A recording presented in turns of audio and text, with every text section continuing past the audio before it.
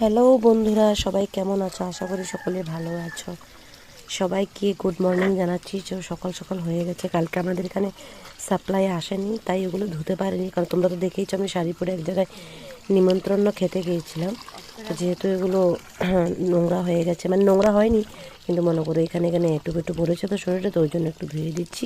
আবার কবে না কবে যাবো, ওই জন্য আগে থেকে রেডি করে রাখাই ভালো।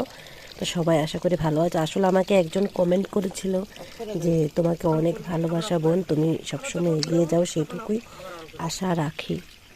ইনিকে আমি মানে যিনি আমাকে এই কমেন্টটা করেছে, উনি নাম আনিশকে আমি অনেক ধন্যবাদ জানাচ্ছি। তুমি এত সুন্দর কমেন্ট করেছো আমাকে, সেই কমেন্টটা দেখে সত্যি আমার খুব ভালো লাগলো।